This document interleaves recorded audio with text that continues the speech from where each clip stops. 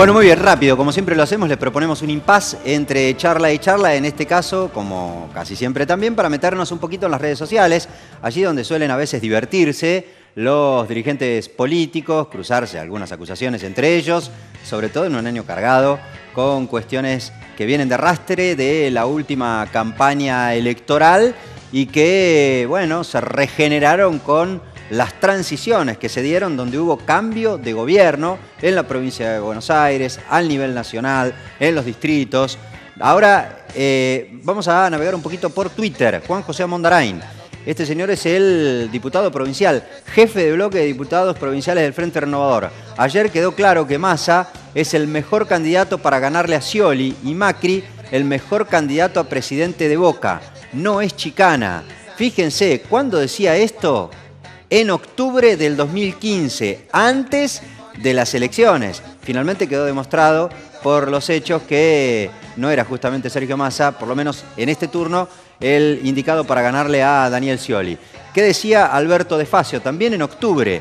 Graciela Camaño dice que Daniel Scioli no tiene liderazgo, mientras se le van 50 dirigentes sumados a todos los que se fueron antes del 9 de agosto, que fue la fecha de las PASO. Estamos repasando algunos de los tweets de los principales dirigentes políticos durante el año electoral, no durante la última semana.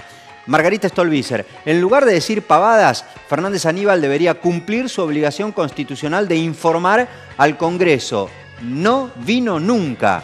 Le recordaba también, durante el mes de octubre, previo a las elecciones, Margarita Stolbizer, la obligación que, como jefe de gabinete, tenía en aquella oportunidad el propio jefe de gabinete. Recién veíamos una fotografía que se posteó en Facebook de Scioli cuando finalmente se recibió, agradeciéndolo al papá, y esta, o dedicándoselo al papá, y esta es casi como la imagen del año, la primera vez que se lleva adelante. En este caso fue el debate presidencial con todos los candidatos, antes de la primera vuelta del mes de octubre. Ustedes ven que ahí en el segundo lugar está el lugar vacío que dejó en aquella oportunidad Daniel Scioli.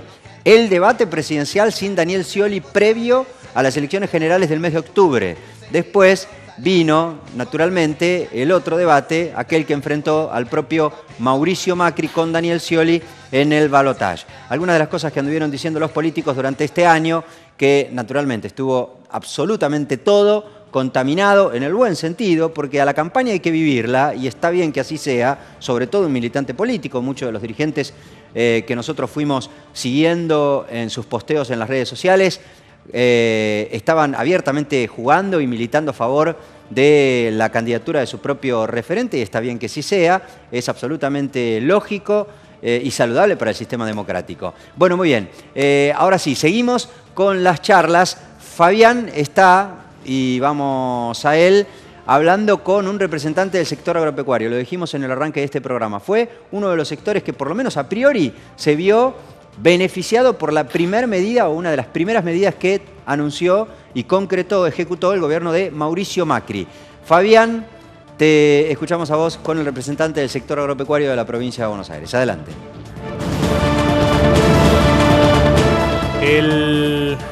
Ya el gobierno nacional y también las autoridades de la provincia de Buenos Aires dieron las primeras señales. En el caso del gobierno nacional, con medidas concretas. En el caso del gobierno de la provincia, más bien con algunas señales, algunos indicios de cómo va a ser la relación con un sector fundamental de la provincia, que es el sector de la producción agropecuaria, chacareros y productores, criadores y demás.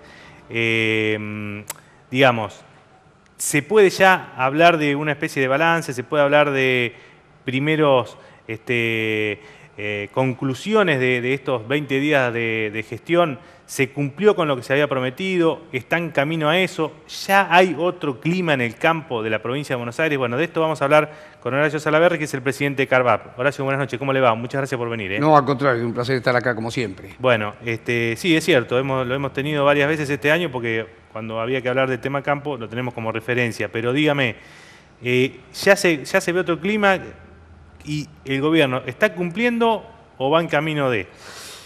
No, está cumpliendo, va en camino a otras cosas más, pero realmente yo debo reconocer que la propuesta de campaña del ingeniero Macri en estos primeros días de gobierno, por lo menos con el sector agropecuario, en gran parte las ha cumplido.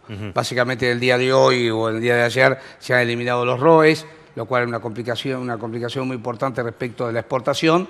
más los anuncios de quita de retenciones y básicamente la importancia de las quitas de retenciones, todo lo que son las economías regionales, que estaban totalmente devastadas, creo que es de alguna manera un alivio que seguramente se va a tener que complementar con otro tipo de cuestiones, como pueden ser las cuestiones de la asistencia financiera, que son situaciones mucho más complicadas que se van a dar, dado que se espera un año con altas tasas de interés. Claro. Entonces los procesos de inversión en ese sentido van a ser un poco más complejos. Habrá que ver de qué manera se puede ir atenuando la incidencia de la tasa de interés sobre los procesos de inversión. Claro. Ahora, todas estas decisiones, medidas, algunas de las cuales ya tienen decreto, publicación en el boletín oficial y demás, ¿están llegando al bolsillo del chacarero, del hombre que está en este momento por sentarse en un tractor porque mañana tiene que sembrar o porque comienza la cosecha? Digo, ¿ya empieza a tener alguna retribución o todavía eso se demora más? No, no estamos teniendo, lamentablemente. A ver, como se dice en economía, el mercado no ha copiado lo que podría llegar a dar todo lo que es el producto de una nueva paridad cambiaria y de todo lo que es producto de quite de retenciones. Ajá, bueno, eso es un dato, porque digamos... Indudablemente que lo es, porque es un tema que nos está hoy afligiendo de alguna manera. O sea que hay algún vivillo que se está quedando con la diferencia que había entre antes la devolución. Usted lo dijo en forma perfecta. Realmente el mercado ha aprovechado, como venía hasta ahora, con sectores que estaban muy acostumbrados durante los últimos años de alguna manera a cartelizarse, de alguna manera a manejar el mercado con las reglas que ellos ponían, y en eso vienen siguiendo todavía, y hay sectores, hay producciones como el trigo, y el trigo en algunos lugares hay $50 de diferencia entre lo que daría un FAS teórico y lo que realmente se está pagando hoy. En los sectores como el girasol también, hay casi 1.200 pesos en la cotización del girasol respecto del FAS teórico respecto a lo que se podía pagar. Digamos, hay deformaciones que todavía hay que ir corrigiéndoles. Yo creo que van a ir corrigiéndose. A veces es complicado que se corrija automáticamente en el medio de una cosecha. O sea, nunca ha sido buena la comercialización en el medio de una cosecha. El problema es que mucho productor viene con una necesidad financiera a fin de año y el trigo siempre daba un volumen de oxígeno que salíamos de toda una siembra donde se agotaba la capacidad financiera, se entraba con la cosecha de trigo y de alguna manera se recuperaba hasta la cosecha gruesa. Porque además el trigo era como estaba más destinado al mercado interno, era como que era más líquido, ¿no? Era como un producto más fácil de... Tradicionalmente se le llamaba la platita del verano. Claro. En realidad, ¿no? La platita del verano que decía el chacarero para usar los términos comunes. Pero en realidad lo que pasa es que la producción de trigo siempre ha sido muy importante en nuestro país. Lamentablemente en los últimos 5 o 6 años hemos perdido casi más del 50% de esa producción. Este año estamos llegando a 10 millones, 9.500.000 toneladas, lo cual no tiene nada que ver con la realidad de la producción argentina. Entonces, creo que sí estas medidas para julio del año que viene, el periodo de siembra, claramente van a dar un panorama distinto. Ahora, digamos... No para este año, básicamente. Claro, ustedes han planteado ante las autoridades, porque digamos, si fuese... Uno tiene la impresión de que ustedes tienen mucho que ver en este triunfo de Cambiemos, porque fue un sector que empujó muchísimo para que se fuera el kirchnerismo, digámoslo claramente. Ustedes estuvieron trabajando mucho. Por lo menos, sí, en realidad no colaboramos de alguna manera para que el kirchnerismo siguiese, por lo menos. Bueno, por lo menos eso. No era algo que el sector que lo sentía como algo valedero. ¿No se sienten con peso para ir y decirle, mire, señor gobernador, señor presidente, señor secretario, señor ministro, acá ustedes anunciaron lo que decían y nos están robando la plata? Hagan algo, ¿no se puede hacer algo? Mire, nosotros somos muy defensores del libre comercio, ¿no? En ese tipo de cuestiones, como lo hemos defendido siempre, sabemos de alguna manera cómo bancar algunas situaciones. De todas maneras, acá viene producto de una deformación. Que bien lo que decía usted, y esa deformación nosotros, si en el transcurso del tiempo esto no se va corrigiendo, indudablemente iremos a la Secretaría de Comercio Interior a plantear estas cuestiones que hacen a la falta de transparencia de los mercados internos. Claro. Y entonces señalar algunos de los elementos que están trabajando en ese sentido. A los actores que están trabajando, que no han comprendido que de alguna manera quieren seguir manteniendo ese status quo que tenían y que hoy no deben poder seguir teniéndolo. Entonces, si esto avanza en ese sentido, nosotros estamos pidiendo un reacomodamiento. Si este reacomodamiento no existe, seguramente apelaremos a la autoridad y al comercio exterior para que dé transparencia al mercado, que es lo que nosotros queremos. No hablamos de intervención, pero sí hablamos de que dé transparencia. De alguna manera que estos actores entiendan que ha cambiado la realidad y que no se puede seguir manteniendo. ¿No haría falta un bien administrado, bien manejado, con un concepto claro, una especie de Junta Nacional de Granos o algo así que pudiera equilibrar esto, o también sería distorsionar el mercado? Mire, las Juntas Nacionales de Granos fueron existiendo a lo largo del mundo en las épocas en que los países se compraban y los países se vendían. Hoy ese comercio desapareció. Entonces, los países se compraban. Exacto. Antes el comercio internacional se veía, inclusive hasta la diplomacia actuaba en ese sentido, porque el comercio estaba entre países. Hoy los comercios internacionales del cereal y de la mayoría de los commodities y todo se da entre empresas de distintos países. Sí, que entonces, son en realidad multinacionales que hacen la mayoría, sí, señor. En la mayoría de los casos es así. Entonces, en ese esquema, por ahí una junta, por ahí podría llegar a distorsionar la cuestión. Me parece que nosotros siempre hemos apelado a la transparencia del mercado y entendemos que debe ir nivelándose. Venimos de un proceso malo, de un proceso donde hay una cartelización muy fuerte por todo el mercado comprador de lo que era cereal y oleaginosas, y entendemos que con el tiempo debe transparentarse. Esperemos que sea. Si no es así, indudablemente debemos actuar de otra manera. Pero estamos, digamos, los números, el mundo, dar a entender de que estos valores no pueden seguir esta característica. Para ponerle un ejemplo, digamos, hoy el productor, de acuerdo con lo que está cotizando en el mercado internacional, tendría que recibir por lo menos para una tonelada de girasol, ¿cuánto? ¿O de maíz? 4.400. Y está en 3.500, 3.400. Estamos en 1.000 pesos menos. El agente concentrador, que puede ser Cargill o Bungibor o cualquiera de ellos, compradoras, la compradora está pagándole a ese productor 3.400. Exacto. Y seguramente él lo vende a 4.400. Y el valor fax es de esa característica. ¿Y cuál es el argumento que pone? Mire, no hay argumentos. En realidad uno tampoco opera todos los días, digamos, para saber cuál es el argumento. En realidad el mercado va regulando esto y la regulación del mercado la hacen ellos de esa característica. Entonces, me parece que están acostumbrados a una práctica que debe cesar. Entonces, tenemos que tener la habilidad por parte de quienes producimos de saber manejarlos y de cuantificar diagonalmente las ventas, de entender que no es bueno vender en cosecha, de entender que si nosotros de alguna manera... que es la platita del verano, si no tiene, ¿con qué come? Indudablemente que sí, y esto surge, muchas veces, el aprovechamiento que hacen este tipo de sectores, ¿no es cierto? Ahora, si usted me dice, ¿no sería mejor regularlo? Las regulaciones nunca dieron solución en este país, porque esto es producto de regulaciones.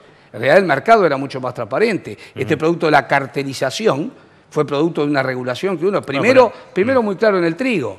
Le dijeron, acá no se vende para afuera, se vende todo adentro. Cuando usted vende para adentro, caza en el zoológico.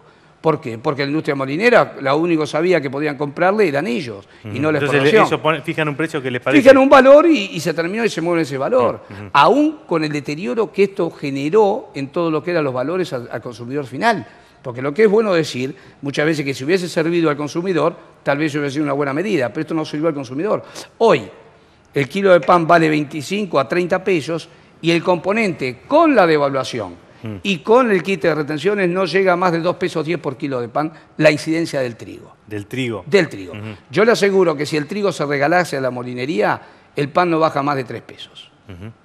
Bien. No baja más de 3. Entonces esas deformaciones, lamentablemente, son deformaciones que produjeron al productor y dañaron al consumidor también. Sí, lo mismo parece ocurrir con el tema de la carne, ¿no? Porque hubo como una especie de acomodamiento allá por principio de diciembre y después, si bien hubo una reducción de casi un 20 o un 25% en el ganado en pie, eso no se trasladó nunca más. Nunca más. Y ahí... Tiene un reflejo mayor que el tema de la leche, es aún peor que el tema de la carne. La leche valía en Puerta de Tranquera, en diciembre de 2014, 3 pesos con 80. En enero de 2015 empieza un deterioro y empieza a bajar. Terminamos hoy, algunos en 2.35, otros en 2.70. El que mejor vende puede vender a 3 pesos, lo mejor. Y en la góndola no baja de 12 a 13 pesos la de menor valor y hasta 20 pesos, hasta 19, 20. Entonces, esa deformación... A ver, acá hay algo que se ha deteriorado en todo lo que es la cadena de valor de muchos de los productos que tiene que ir revisándose. Porque ahí está el deterioro muy grande que produce problemas al productor y problemas al consumidor. El kilo de carne, bien lo dijo usted, vale 27 pesos. Un kilo de carne no puede valer 120 o 150 en el mostrador. No podría valer. No podría valer porque no da esa ecuación. Estuvo a 36 en Liniers, pero después bajó. Pero bajó. Hoy el gordo puede estar en 28 pesos. 28, no puede valer 120 o 150 un corte. Usted Claro. me dirá, después un problema estacional, y bueno, habrá que ver si es un tema estacional. Lo que nosotros vemos es que hay un tema de deformación Después producto de las intervenciones que ha habido y que se ha dañado básicamente al consumidor. Ujú. Ahí usted trajo el tema de la leche y creo que uno de los temas que se trató en la primera reunión de la comisión de acá de la provincia de Buenos Aires es ese. Sí, ¿Qué, así es. ¿Qué les dijo Sarkis, el ministro de Agricultura de la provincia? ¿Hay algún compromiso, alguna gestión concreta para tratar de revertir la situación de los tamberos acá en la zona de la capital bonaerense y alrededores? Hay muchos, Hay muchos. y con Sí, problemas, señor. ¿no? Ya lo creo, en la zona de Babio, toda la zona de Brance, muchísimos problemas. La provincia de Buenos Aires tiene el 28% de los tambos. Otrora fuimos la principal productora de leche y hemos caído en producción de leche. Entonces, pero es un tema muy complejo desde el punto de vista económico y además un tema que abarca, mire, si hay un proceso productivo en el campo que mayor cantidad de mano de obra, mayor cantidad de pago de servicios vincula, es el tambo. Porque tiene todo, desde lo animal, desde las pasturas, desde el recurso humano, desde el flete, todo está metido dentro de un tambo. Entonces, tiene un efecto muy dinamizador de las economías. Sarkis nos dijo que se iba a reunir con San Martino, que es el subsecretario de Lechería, y también, si podía, con el ministro Burjaile para tratar este tema. Nosotros tenemos noticias que en el plazo de 3 o 4 días va a salir una política aplicada al sector, de algunos casos de pago de compensaciones, en otros casos de política financiera y también una charla con toda la cadena de valores donde hay una pata que nunca se ha sentado, que es la pata minorista o supermercadista. Ajá. Y ahí entendemos nosotros que hay una de las deformaciones principales se está dando ahí. Hoy, En los supermercados. hoy un queso que entra en un supermercado a 70 pesos en góndola no está menos de 110 o 140. Hoy la remarcación suele ser del 50% del valor de los lácteos al 100%. No, en algún momento Moreno les había prohibido hacer publicidad justamente para no encarecer los costos, por ejemplo. Exactamente. O sea, me da la sensación, discúlpeme que se lo plantee así, que Sí. cuando conviene a ustedes es intervencionista, se puede intervenir y cuando no conviene no. Digo, por ejemplo, ahí usted me hablaba de hablar con algún sector para ver si se puede bajar o no se puede bajar la rentabilidad, digamos. Nosotros lo que no estamos pidiendo es una política de acción con medidas de intervención.